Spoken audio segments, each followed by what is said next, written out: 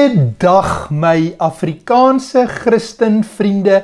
Ek is Ferdy Mulder en jy is so welkom om by ons aan te sluit, te stuur vir vriende, familie, pastore, predikante, ouderlinge, diakens en gewone Christene wat jy weet wat hierdie toerusting nodig het, wat bemoedig kan word, wat opgeroep kan word om getrou te bly aan die Here Jesus Christus en die onfeilbare woord van God.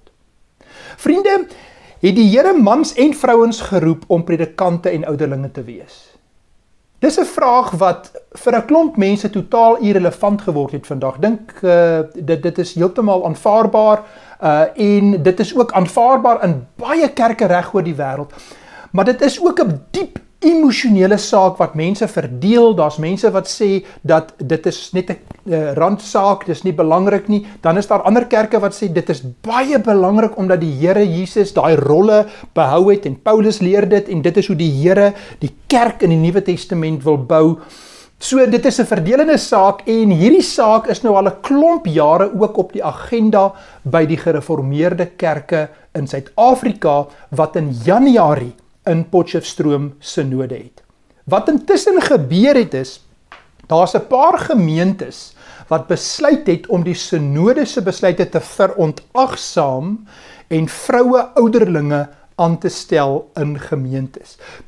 En nou is die vraag, wat moet die synode doen met daardie gemeentes? Dit is op die agenda en wat ek vandag wil doen is, ek wil so 'n bietjie meer toelichting vir jou gee en jou uitnooi om 'n ingeligte keuse en besluit oor hierdie saak te maak. Ons weet dit is 'n diep emosionele saak en ek het reeds 3 projekte, 3 reekse, wel nie reekse nie, 3 programme daaroor gemaak, redelik lank, wat baie mense al gaan kyk het. So ek wil jou aanraai dat jy daai 3 programme gaan kyk wat ek reeds gemaak het. Ek het my standpunt verander daaroor. Ek het aanvanklik gedink dit is 'n sekondêre saak, dis nie belangrik nie, dit raak nie skrifgesag nie en oor tyd het die Here my oortuig. Dit is 'n uiters belangrike saak vir die skrif, vir die erediens, vir die gesag van Christus. En daarom wil ek graag vandag met jou hieroor gesels en vir jou 'n bietjie meer toelichting gee. Nou, kom ons gaan net gou-gou terug na die gereformeerde kerke, 'n klompie jare toe hierdie debat begin het om op te tel, spoed op te stel by Potchefstroom. Wat gebeur het is, dat by Potch het daar meer en meer van die akademici, professore begin om vroue, ouderlinge, predikante dit goed te praat en dit teologies te verantwoord. Julle sal selfs weet, die Bybel in praktyk, die Bybellennium is daar van die professore soos professor Fika van Rensburg en 'n paar ander wat vir vroue predikante en ouderlinge is en dit ook in hulle voetnotas en van hierdie werke het. Dan is daar ander wat baie sterk daarvan verskil het, soos professor Henk Stoker, as ek reg onthou het, professor Jorie Jordaan, professor Paul Creer en ander, van hulle het ook al afgetree. So hier is 'n groot verskil. Nou, 2 professore wat die enormiteit van hierdie saak vasgevat het, alreeds in 2003, was Prof. Ami van Wyk. Hy was professor in sistematiese teologie, hy is vir vroue, ouderlinge en predikante. En hy het in 2003 het hy gesê dat ons het tans by die grootste meningsverskil van die gereformeerde kerke in Suid-Afrika in sy 144 jaar bestaan gekom. Hy sê, dit is die grootste meningsverskil in die geskiedenis van die gereformeerde kerke in Suid-Afrika. Dis nie 'n klein saakie hierdie op die tafel nie. En toe het professor Jorie Jordaan, hy het gesê, hy het gewaarsku dat hier nou in 'n nuwe rigting beweeg word. En hy het opgemerk dat ons van die skrif moet gaan na die praktyk en nie van die praktyk na die skrif nie. Baie belangrik, ons moet van die skrif gaan na die praktyk. Nie van die praktyk na die skrif nie. En hy het hierdeur geïmpliseer dat die huidige krisis in die gereformeerde kerke teruggebring kan word na verskille in skrifbeskouing. Die groep wat vroue, ouderlinge en predikante wil inbring sê, dit gaan nie oor skrifbeskouing nie. Hulle sal sê dis 'n sekondêre saak en hulle het 'n sosio-historiese bril waarmee hulle die tekste lees, soos ook Prof Fika van Rensburg en so. Aan die ander kant, Prof Jorie Jordaan en ander wat sê, dit gaan inderdaad oor skrifgesag. So vriende, die synode nou in Januarie moet besluit wat gaan gebeur. Wat moet hulle doen met gemeentes wat ten koste van die synode se besluit om vroue ouderlinge en predikante in gemeentes aan te stel? Wat moet gebeur? Nou, dit was in die koerante 'n paar keer, julle sal van die berigte ook gesien het, maar wat ek gou-gou wil doen is, ek wil vir julle probeer demonstreer dat dit nie net 'n randsaak is nie. Dat dit nie 'n saak is waar ons aanvaar die gesag van die skrif en ons het nou maar net hier 'n etiese saak waar daar 'n verskil van mening is nie. Kom ons kyk net eers na een van die belangrike tekste, 1 Timoteus hoofstuk 2. En daar sê Paulus, in die erediens laat hy nie die vrou toe om onderrig te gee of oor die man gesag uit te oefen nie. En nou is dit baie belangrik om te onthou, waarom sê Paulus dit? Ek haal vir jou aan. Adam is immers eerste gemaak, Eva daarna. Dit is ook nie Adam wat verlei is nie. Dit is die vrou wat haar laat verlei het en die gebod oortree het. Nou goed. Vriende, nou is die vraag, waarom het Paulus hierdie teologiese, hierdie skepingsorde verklaring gegee? Die fundament vir sy standpunt, is dit nie 'n kulturele ding? En dit is die saak wat jy ook sal kry in van hierdie kommentare, waar hulle sal sê dit was 'n kulturele verskynsel. Byvoorbeeld in hierdie kommentaar staan hier, dit is glad nie Paulus se doel om hier wette neer te lê vir alle gelowige vroue in alle gemeentes deur al die eeue nie. So, dit is 'n kulturele saak wat oor tyd kan verander. Nou, kom ons gaan toets gou-gou om te kyk hoe het dit hierdie saak in 'n ander kerk afgespeel die afgelope 30 jaar. En ek wil julle vat na professor Mary Ann Plaatjies van Huffel. Ek het in 'n vorige video hierna verwys, maar die rede hoekom dit belangrik is dat sy net voor die 1990 algemene synode van die NG Kerk, het sy verwys na 'n belangrike artikel deur professor Bernard Kombrink van Stellenbosch, Nuwe Testamentikus, wat volgens haar 'n baie belangrike skrifgesag implikasie gehad het vir die synode wat vroue toegelaat het tot ouderling en predikantsampte. Kom ek lees vir jou wat sê sy, net 'n stukkie, en dan gaan ek ook na professor Kombrink se artikel verwys, om aan te toon waarom is dit 'n skrifgesag saak hierdie. Sy sê, net voor die NG Kerk synode 1990 verskyn 'n artikel deur professor Kombrink, die krisis van die skrifgesag in die gereformeerde eksegese, wat uiteindelik groot invloed op die verskuiwing in die hermeneutiek in die NG Kerk sou hê. Nou, die artikel waarna sy verwys, hier het ek hom in my hand. En let nou mooi op, wat is die nuwe metodes wat professor Kombrink nou voorstel as 'n nuwe lens om vroue, ouderlinge en predikante goed te keur in ons eksegese. Hy sê byvoorbeeld hier, hy praat van 'n paradigma verskynsel van die rol van die leser wat nou belangrik word. Dan praat hy hier van die feministiese lees van die tekste, en dan sê hy ook hier moet rekening gehou word met die invloed van die dekonstruksie benadering van Derrida, die beroemde Derrida van Frankryk. Hiervolgens kan daar nie eintlik sprake wees van betekenis in tekste nie. 'n Teks se betekenis word eintlik tot stand gebring op grond van 'n netwerk van relasies met ander tekste. Deur die lees van die teks word betekenis deur die leser aan die teks toegeken. So die implikasie is, daar is nie een interpretasie van 'n teks nie. Jy skep betekenis. So in effek word die reformatoriese beginsel van skrif met skrif verklaar, die oorspronklike bedoeling van die teks. Dit is die klassieke standhoudende manier van om die tekste te interpreteer. Dit moet eenkant toegeskuif word om ruimte te maak vir hierdie nuwe leesstrategie. En dit is die agtergrond vir professor Plaatjies, wat sê hier het 'n nuwe hermeneutiese skuif gekom oor skrifgesag en skrifinterpretasie. Nou kom ons toets net gou nog verder, om te bepaal of dit toe wel so gebeur het. Hier sit ek met 'n PhD van nog 'n bekende vroue teoloog, wat haar doktorsgraad gedoen het by professor Julian Miller, die roeping van vroue predikante. En dan sê sy hier met die metode wat sy volg oor hierdie vroue predikante om nou 'n metodologie uit te werk vir haar PhD. Dan sê sy hier dat sy werk met 'n narratiewe benadering wat werk binne die sosiaal constructionisme. You construct, jy skep nou 'n betekenis.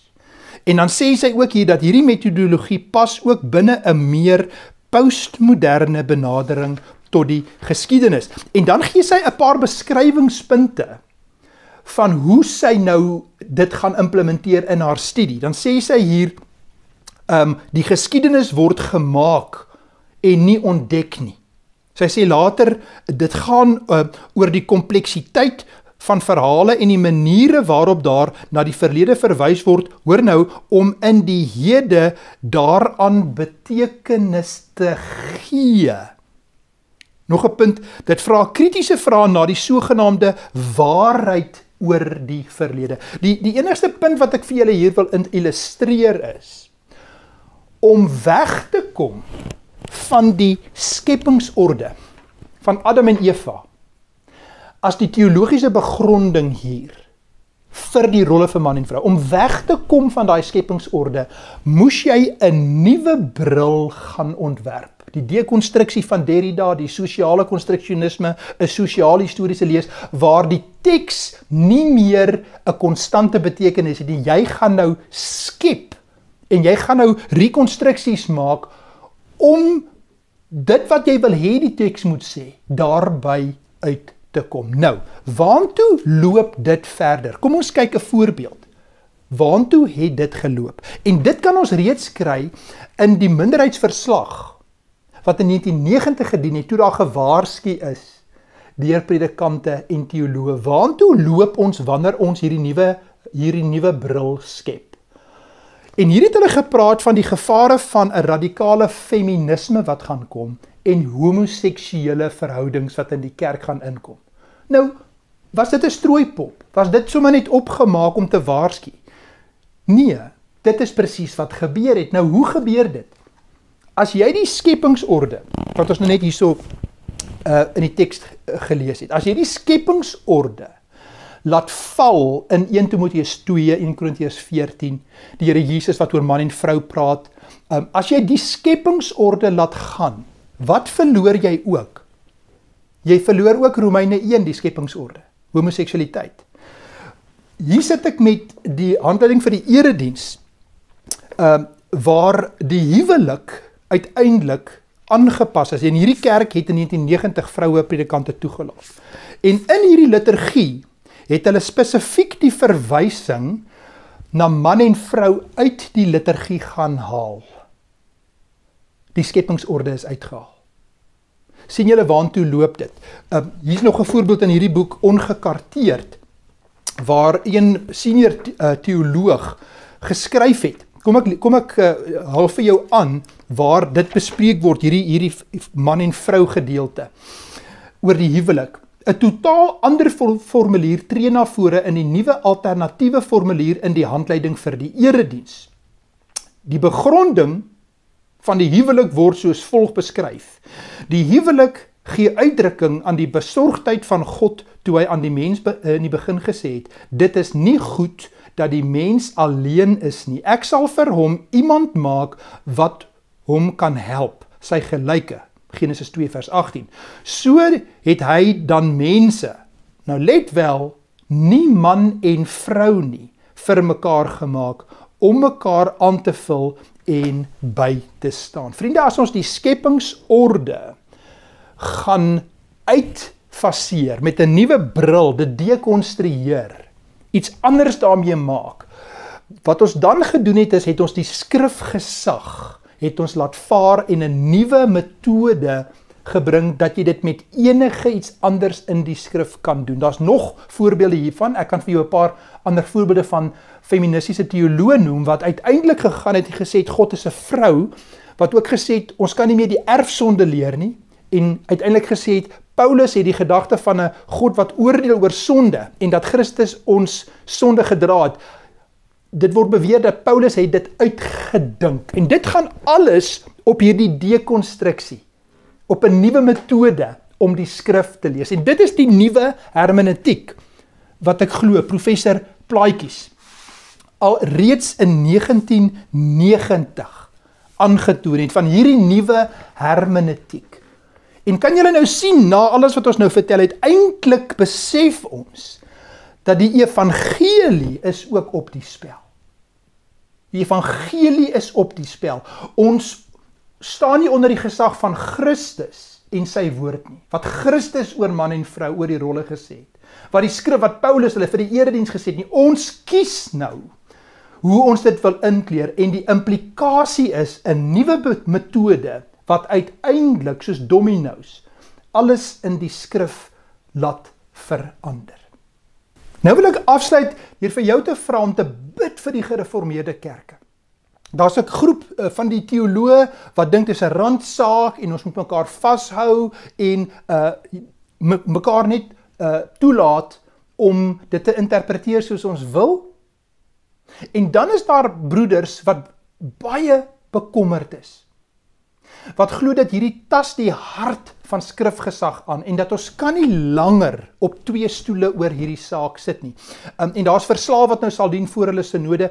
Ek het hier sommer gekyk op die Oktober 2022 verslae oor vroue in die besondere ampte.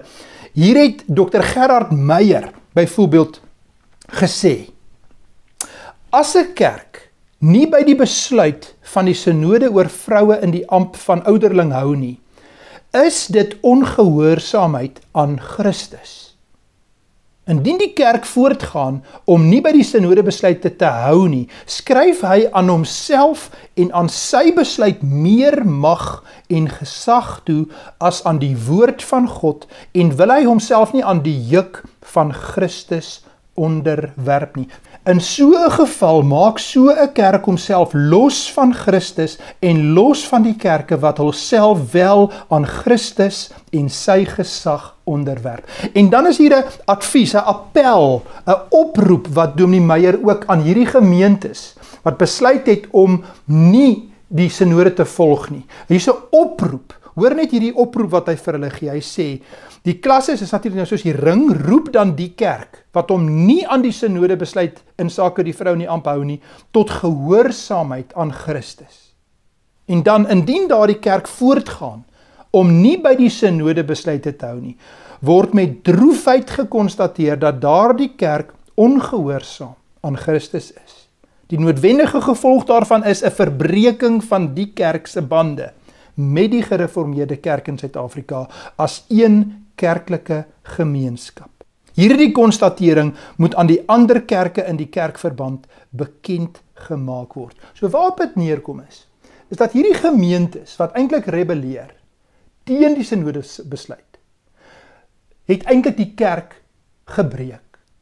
Hulle het die kerk gebreek. Hulle het besluit dat ons onttrek ons van die gemeenskap van gemeentes wat by mekaar kom en saam Christus soek, sy woord gehoorsaam wil wees. Hierdie is mense wat sê, ons stem nie meer met julle saam nie. En die oproep is dat daar bekering sal kom, dat hulle in gehoorsaamheid sal terugkeer na Christus. Vriende, ek wil afsluit deur vir julle 'n paar boeke te wys, en dan sal ek ook met 'n stukkie uit die skrif afsluit. Eerstens hierdie boek, Jesus and the Feminists. Who do they say that he is? Margaret Elizabeth Korstenberger. En wat interessant van die boek is, sy het haar doktorsgraad by Unisa gedoen, en haar promotor het met haar verskil oor hierdie saak. Dit was professor Adrio Koenig. Haar man is ook 'n teoloog in Amerika, hulle het saam boeke ook geskryf. Hier's 'n boek deur haar en haar man, 'n kosbare boek, wat op 'n baie mooi Bybelse manier die rolle vir man en vrou reg deur die hele skrif vir ons verduidelik. Dan Konrad Mbewe. Hy het by Pretoria Universiteit sy doktorsgraad gekry, 'n gereformeerde baptis wat ook hierdie Bybelse rolle in hierdie belangrike boek verduidelik. Dan professor Rosaria Butterfield, wat 'n lesbien professor was. Sy's getroud met 'n presbyteriaanse predikant vandag. En sy aanvaar ook die rolle vir man en vrou nadat die Here haar gered het. En dan 'n laaste boek, bietjie meer akademies, Carl Trueman, uitstekende boek. The Rise and Triumph of the Modern Self, waar die mens, die kultuur het uiteindelik autokraties begin besluit wat is waarheid, en dit vat hom terug tot by die Franse Revolusie en verduidelik die filosofiese agtergrond vir waar ons vandag gekom het met die rolle wat totaal verander het. Vriende, ek wil afsluit met 'n teks oor skrifgesag. En ek lees vir jou waar Paulus vir Timoteus skrywe. En ek wil jou vra om dit bidend te lees saam met my. 2 Timoteus 3, vers 16. Die hele skrif is deur God geïnspireer en het groot waarde om in die waarheid te onderrig, dwaling te bestry, verkeerdhede reg te stel en 'n regte lewenswyse te kweek, sodat die man wat in diens van God staan, volkome voorbereid en toegerus sal wees vir elke goeie werk.